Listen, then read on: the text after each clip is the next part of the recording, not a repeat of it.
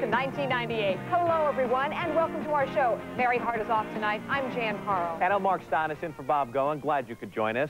Well, the shockwaves from Washington have rolled all the way to Hollywood following President Clinton's admission that he did have a relationship with Monica Lewinsky. Now, the battle lines are drawn between his most loyal supporters and his harshest critics. Indeed, I did have a relationship with Miss Lewinsky that was not appropriate. It's pathetic. He's a liar trying to get out with a loophole.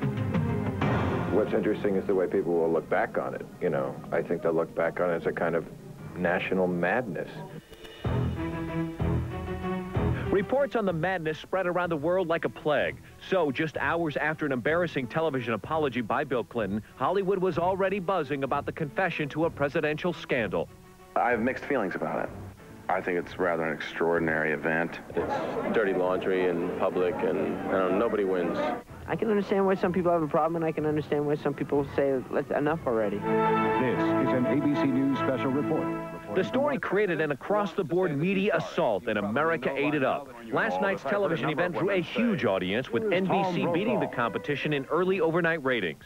Camera 130. 30 seconds. And the morning newscasts were put into overdrive to try to sort out the reaction. We'll see, though, if there's a backlash after this to the public saying, you know, maybe we don't need to know every single thing about our politicians. We'll see if that happens. Now we're getting the first official reaction from... On the front lines of the White House lawn today, the nation's top TV reporters were talking about the president's credibility. It's the President of the United States whose word now is suspect in all matters. I mean, liar, liar, pants a fire. When do you believe him, and when don't you believe him? Clinton's admission added an ironic twist to last night's premiere of Your Friends and Neighbors, a new drama involving extramarital affairs. What was it, an inappropriate relationship? Oh, man, I've had so many inappropriate relationships myself. Let's see what's going on with Bill Clinton, the man who put the moan in testimony. Yeah. Of course, Clinton was the hot topic on The Tonight Show, and Jay Leno ejected a familiar intruder from the dressing room of musical guest, the Spice Girls. Hey, pal. Come on, girl.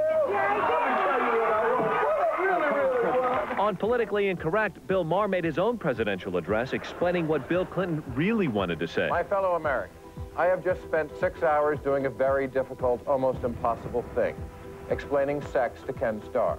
I think he's probably, if he were to be honest, is feeling completely persecuted, and I think he should feel completely persecuted. While the Clintons leave for vacation in Martha's Vineyard, Monica Lewinsky prepares to meet the grand jury Thursday. One man has the inside track on Hillary Rodham Clinton's frame of mind, journalist Bill Curtis. He's prepared an investigative report's profile on the First Lady, built over the last 6 months. Welcome to the White House. Well, From private staff meetings to dinner preparations, a new TV special takes you inside Hillary's world. And tomorrow, exclusively on Entertainment Tonight, we'll show you a preview. In tonight's Entertainment Tonight news brief, the tension mounted for Farrah Fawcett as jurors resumed deliberating the fate of her ex-boyfriend James Orr. The producer-director is charged with 2 counts of battery. If convicted, Orr could be sentenced up to 2 years in jail and fined up to $12,000. Michael J. Fox rolls into a new season of ABC's Spin City with a splash.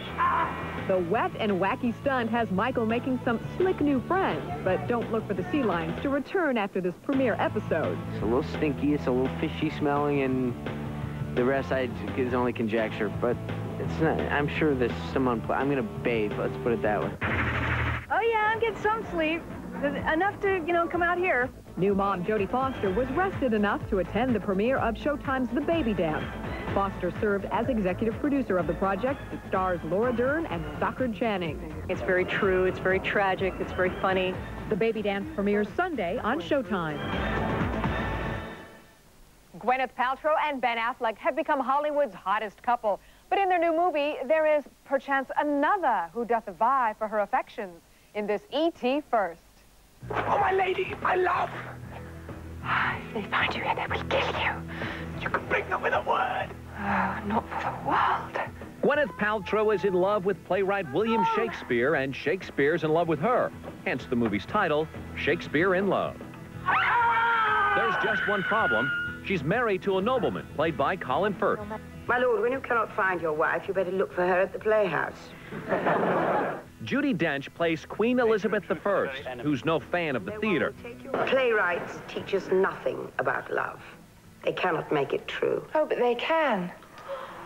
They do not. They have not. But I believe there is one who can. Joseph Fiennes, whose older brother is Ralph Fiennes, plays Shakespeare. He's suffering from writer's block over his new play, Romeo and Ethel. Romeo, Romeo, a young man of Verona. Ben Affleck, Gwyneth's off-camera love, also has a part as the leading actor of his day. But in this movie, Gwyneth is hunting for goodwill. Shakespeare, that is. For I thought you the highest poet of my esteem, and a writer of plays that capture my heart. Oh, I am him too. Gwyneth and Ben joined forces in Shakespeare in Love. It's in theaters this December. Nancy Sinatra is carrying on her family's musical legacy. Coming up on E.T., Frank's daughter invites only our cameras to her rock and roll rehearsal. You're no good, you're no good, you're no good, baby, you're no good.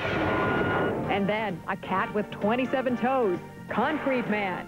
We go behind the scenes to see how producers of Guinness World Records Prime Time track down the strangest acts on TV. Bobbing for pig's feet, most body parts. Plus, Lisa Canning risks life, limb, and dignity for the chance to play Peter Pan. Please don't let me fall. Next on E.T. Again. Are gonna walk all over you. It was the first time putting a show together without being able to pick up the phone and say, Daddy, should I do this song after that one or this one first? Yeah, baby, gonna make it happen. He's with me all the time. He's with all of us. Nancy Sinatra dusted off her walking boots for her first performance since her dad's death. My friend, Miss Nancy Sinatra. With Dean Martin's daughter, Dina, introducing her to the crowd. No hugging, no kissing till I hear a wedding bell. E.T. had the exclusive invite to watch Nancy rehearse for her big night and found Frank's daughter focused.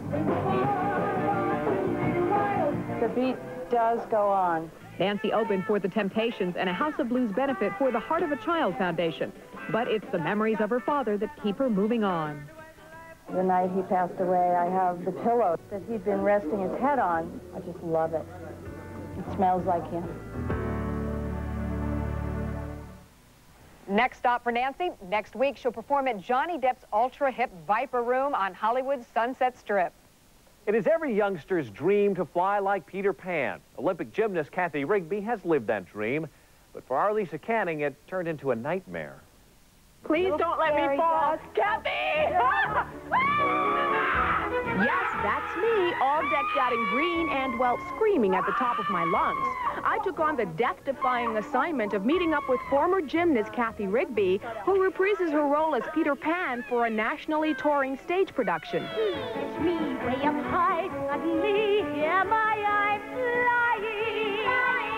You've done the show, you said, 1,500 times. Do you find yourself doing little Peter Pan-isms when you're not doing the show? Yes.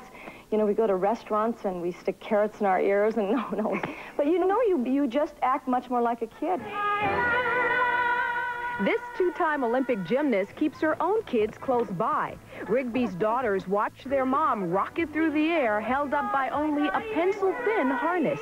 These are the best muscles I've had since the Olympics. No. When you put on a couple of pounds, do you notice that you can't fly as well? I don't notice it at all. I think they notice it. I actually have to, believe it or not, try to maintain my weight, the upper side of my weight, because the tendency is to just sweat it all off or work it all off.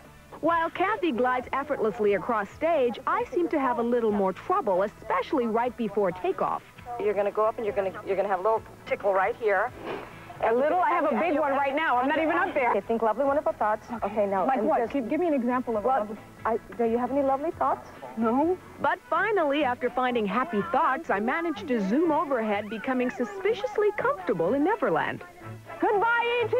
I'm Peter Pan's best friend. Whoa, whoa, whoa, whoa, whoa, whoa. Okay.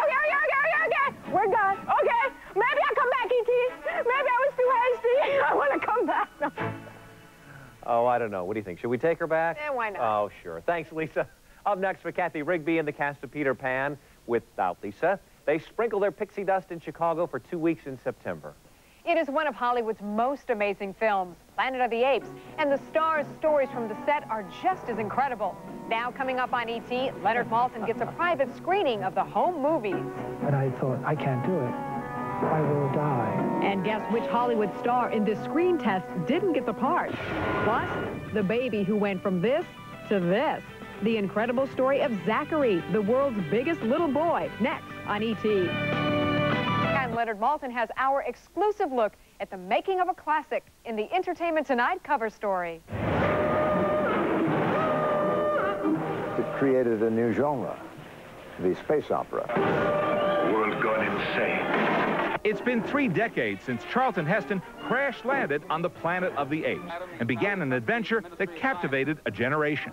Take your stinking paws off me, you damn dirty ape! The film's simian star was Roddy McDowall, who's celebrating the movie's anniversary by unearthing rare home movies he shot on the set. And I got a private screening. What was your first reaction to the project when you heard about it? I just thought it was wonderful. I mean, just so imaginative and so off the walls.